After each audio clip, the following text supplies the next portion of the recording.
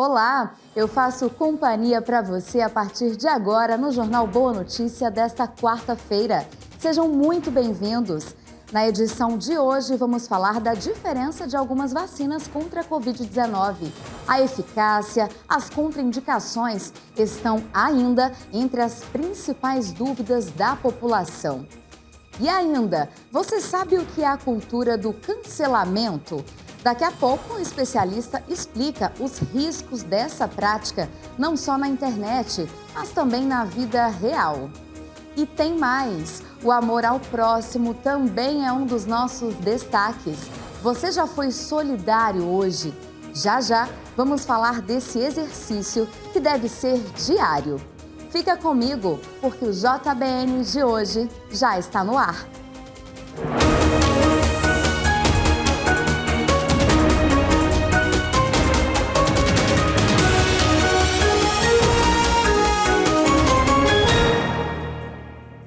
Muito obrigada a você de todo o Brasil que nos acompanha aqui, junto conosco na TV das Bênçãos do Pai. Começamos o JBN de hoje falando sobre a diferença de algumas vacinas contra a Covid-19. A eficácia e as contraindicações estão ainda entre as principais dúvidas da população.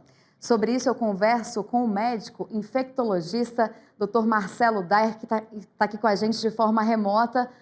Olá, doutor, obrigada pela sua participação. Para a gente começar, eu gostaria que o senhor explicasse o seguinte: por enquanto, o Brasil tem apenas a Coronavac e a AstraZeneca Oxford, que foram aprovadas pela Anvisa. Tem diferença quem toma a primeira dose da vacina de um fabricante, vai tomar a segunda dose de outro? Explica para a gente, por favor. Olá, boa tarde. São duas vacinas com plataformas diferentes. Então, nesse primeiro momento, é importante que as pessoas prestem atenção nisso, porque o recomendado é que quem começou a vacina com uma, termine com a mesma. Pode até ser que a intercambiabilidade, ou seja, fazer uma e fazer outra, pode até ser que funcione, mas a gente ainda não tem esse dado. Então, na dúvida, o recomendado é seguir as orientações do Ministério da Saúde e até mesmo da OMS, porque todo mundo vem recomendando. Começou com um esquema, termine com o mesmo esquema, porque é mais prudente. O Plano Nacional de Vacinação, então, doutor, o senhor tem essa informação? Vocês, profissionais da linha de frente, ele está seguindo essa regra em todos os estados ou isso depende? Não, sim, ele recomenda que quem começou com um esquema continue com o mesmo esquema. Tanto é que para a Coronavac é guardado a metade das doses para completar o esquema. Então, por exemplo, um município recebe 5.000 doses, ele aplica 2.500 e guarda 2.500, que é para garantir a segunda dose para aquela pessoa. Então, eles têm seguido essa recomendação, sim. A gente pegou uma informação aqui, doutor, muita gente tem medo de adoecer após tomar a vacina. Tem a questão do vírus inativado, que foi uma das tecnologias usadas pela Coronavac, por exemplo. Isso pode acontecer? Tem esse risco de um idoso, por exemplo, adoecer após tomar a vacina? Não, essa pergunta é muito boa, porque realmente essa dúvida existe. A gente precisa entender que todas as vacinas que nós temos hoje disponíveis, que estão sendo usadas no mundo todo, não só no Brasil, não são vacinas de vírus vivo atenuado. Então, são vacinas. As do Brasil, uma vacina é inativada, ou seja, o vírus está morto, ele não consegue replicar.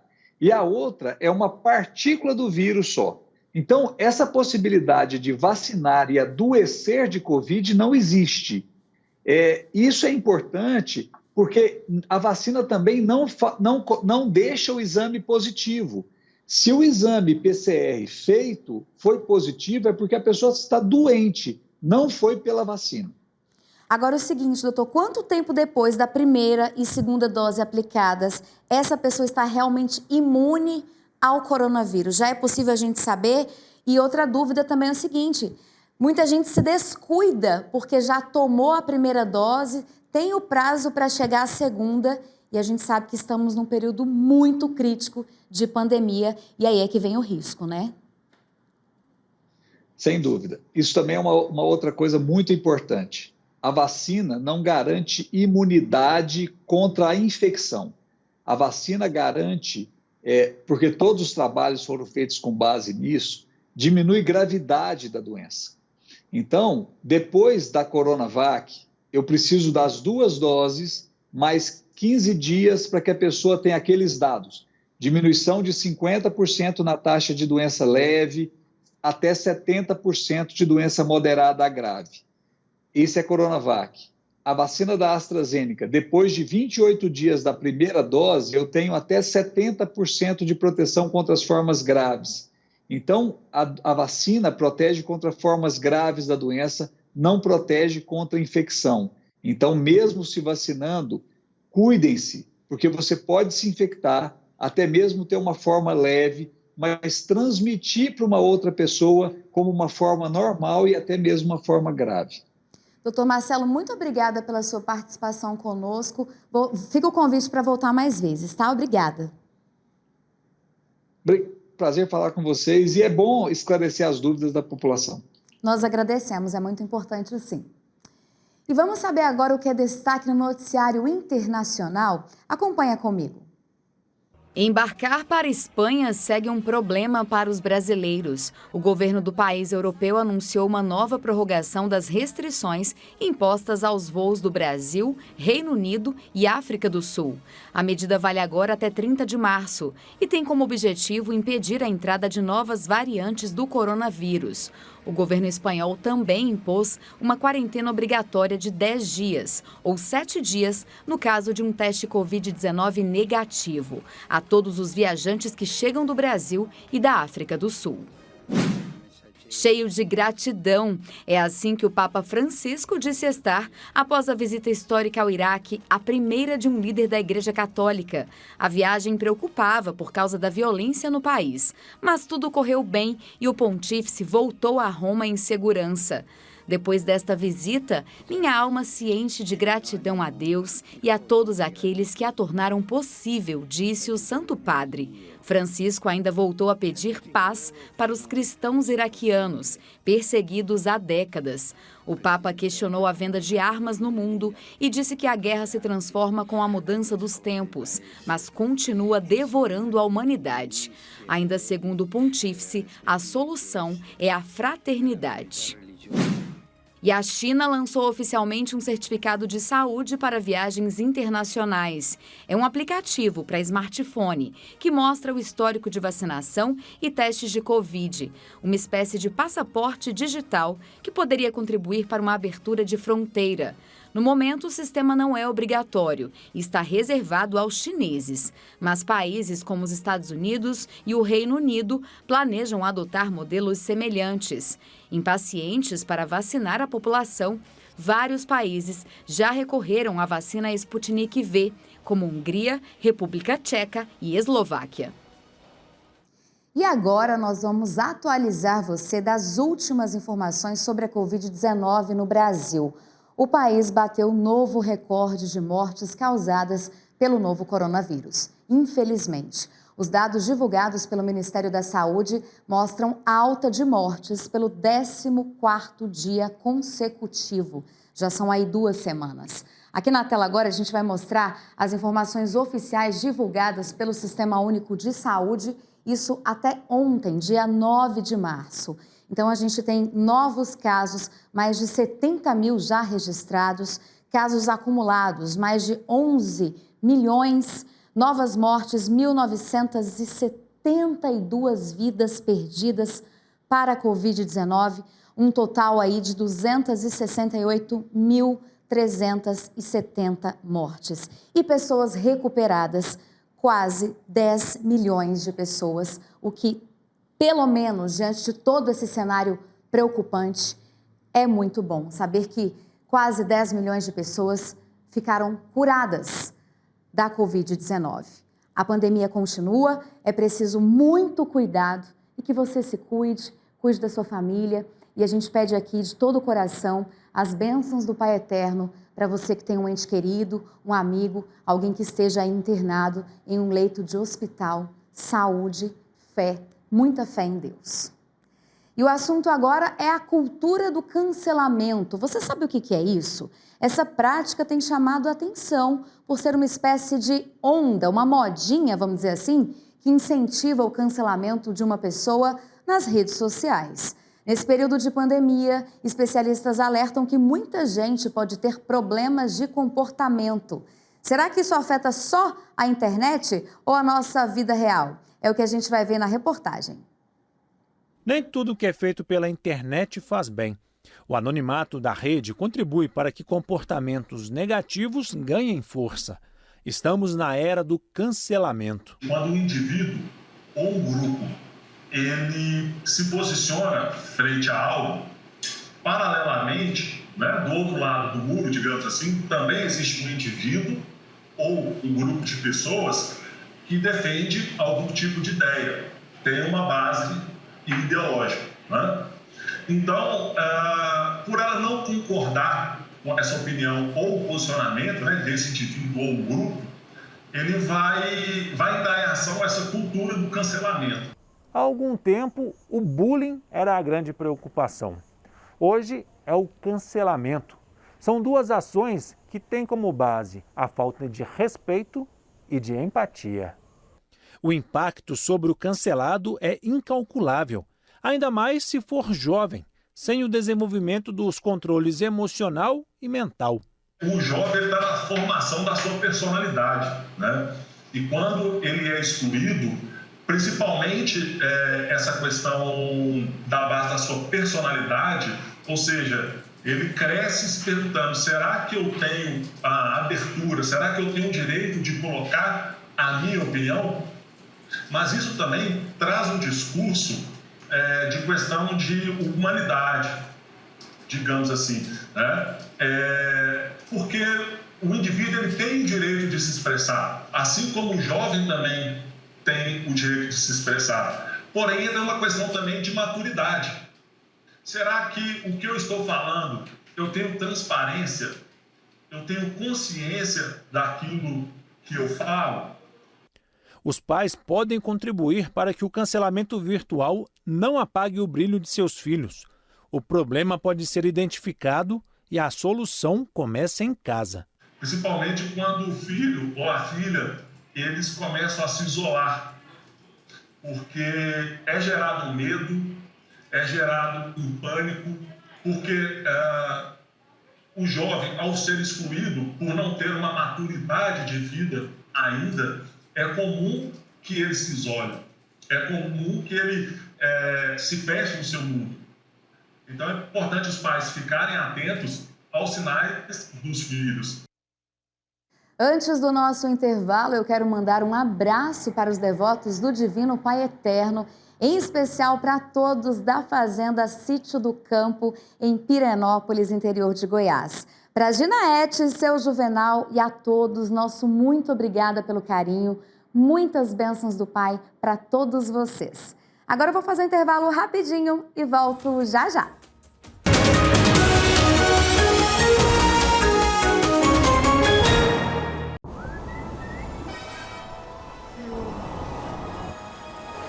Oi para você que está aqui na Rede Pai Eterno.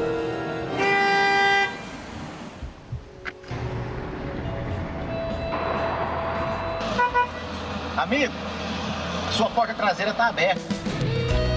Obrigado.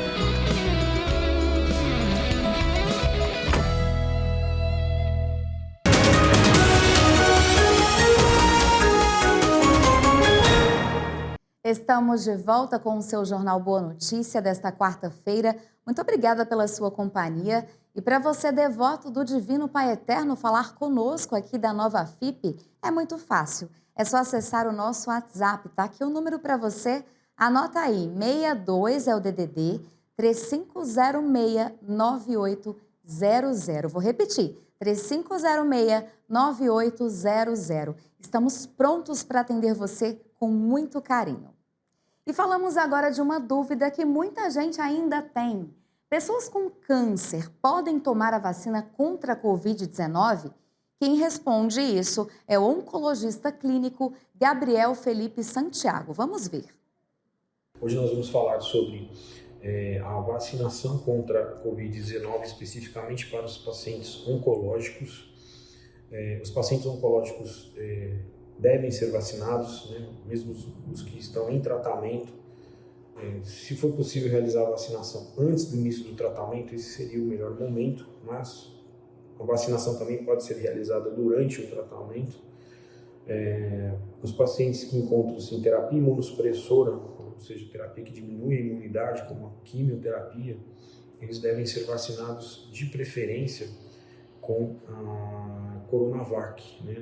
não a vacina de Oxford, uma vez que a vacina de Oxford apresenta vírus atenuado. Então a Coronavac seria a melhor opção para pacientes em terapia imunossupressora. E a importância da vacinação está na redução do número de casos em que há necessidade de internação, ou mesmo internação em UTI, ou seja, uma redução na ocorrência de casos mais graves, né? Então, a minha mensagem para vocês hoje era essa. Obrigado. A gente tem uma pergunta agora. Você já foi solidário com alguém hoje? A gente quer saber. Ser solidário requer tempo, dedicação, comprometimento pessoal e até mesmo afeto, carinho, né? Muitas vezes a pessoa só precisa ali de uma atenção, mas em tempos tão desafiadores, precisamos mais do que nunca entender que a solidariedade precisa ser diária e mais, vencer de uma vez por todas o contrário dela, que é o egoísmo. Vamos ver na reportagem. Solidariedade, uma palavra cheia de significados. Quem a pratica com certeza se sente melhor. São muitos exemplos de pessoas que fazem questão de ajudar ao próximo sem nada em troca. Essa imagem de atendimento viralizou nas redes sociais e mostra um médico com água acima da cintura ouvindo os batimentos cardíacos de uma criança, enquanto a mãe segura o filho no colo dentro de uma canoa e a enfermeira auxiliando durante a consulta improvisada. O caso aconteceu recente no Acre durante uma enchente. O médico é Rodrigo Damasceno e a enfermeira Lara Lopes. A criança que precisava de uma consulta tem apenas 2 anos e estava com pneumonia. O profissional contou que, além do atendimento, conseguiu remédios em uma farmácia local, já que a família não tinha condições de comprar os medicamentos.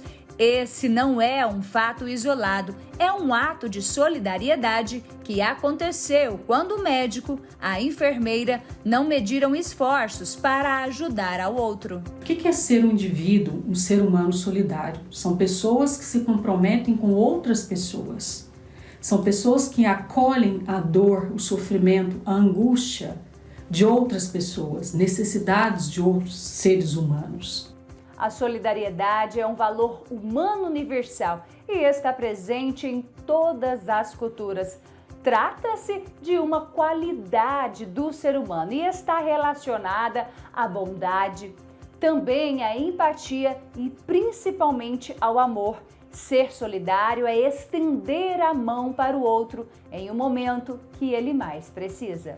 Geralmente, essas pessoas elas estão conectadas ou em grupos, em propósitos que também, independente de doutrina, do que as pessoas vivam suas vidas, elas têm um propósito de ajudar, elas têm um compromisso, o ato de se comprometer em auxiliar outras pessoas e outros grupos que sofrem.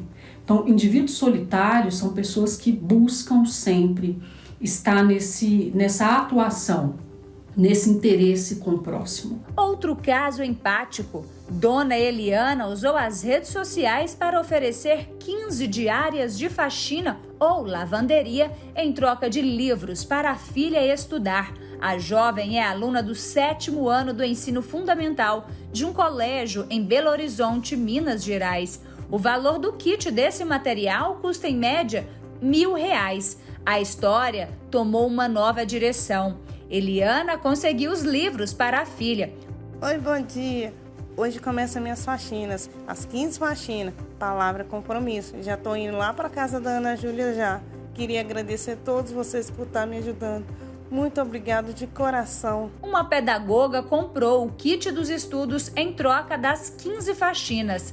Mas o simples bilhete chegou ao conhecimento de um palestrante carioca, o Rick Chester. Ficou sabendo da história e também resolveu ajudar. Ele quitou as mensalidades atrasadas na escola, cerca de R$7 mil. Exemplos como esses acontecem todos os dias. Como dizia o Papa João Paulo II, a solidariedade não é um sentimento vago de compaixão pelos infortúnios das outras pessoas, e sim uma determinação firme e perseverante de se comprometer com o bem comum. Nesse sentido, ser solidário vai além de realizar gestos esporádicos de caridade.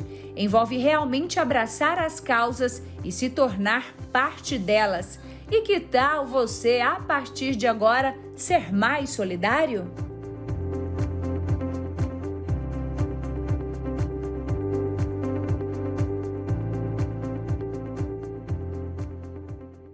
Está na hora da participação redentorista aqui no Jornal Boa Notícia. E hoje a opinião é do padre Jesus Flores, que fala sobre declarações do presidente Bolsonaro. Diante da cobrança da imprensa, o senhor Jair Bolsonaro explode mais uma vez. Será que só se morre de Covid no Brasil? Só o Brasil tem morte por Covid? Chega de mimimi, chega de frescura. Vão chorar até quando? Vão trabalhar e enfrentar essa doença de peito aberto. Diante dos sofrimentos do povo brasileiro, que perde 1.540 pessoas por dia, que já perdeu 266.614 pessoas em um ano, que tem 60 mil infectados por dia, que tem mais de 11 milhões de infectados em um ano. Diante do desespero dos que não conseguem uma enfermaria e menos ainda uma UTI para seus parentes, que morrem à míngua, é justo que o presidente da República fale em mimimi ou em frescura? O Brasil perde a saúde, perde a vida, perde empregos, muitos ameaçados de fome e miséria. E tem estas respostas de quem legal e moralmente é o maior responsável por estas desgraças. No Brasil, o poder está a serviço da morte. O mundo está perplexo com o que está acontecendo no Brasil.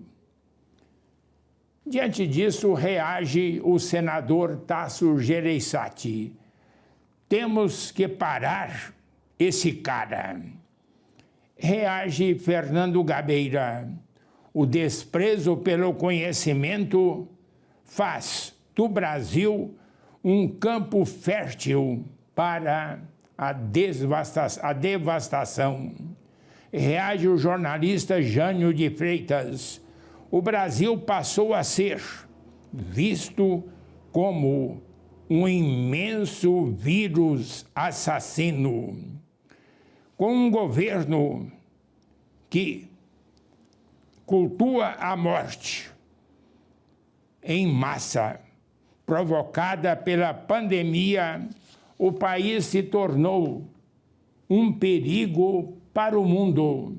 Área global da pandemia, o Brasil vira ameaça sanitária para o mundo.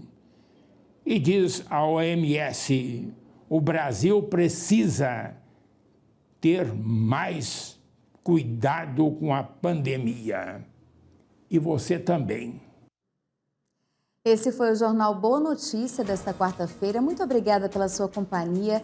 A gente se vê amanhã nesse mesmo horário, se assim Deus quiser. Se cuida. Tchau!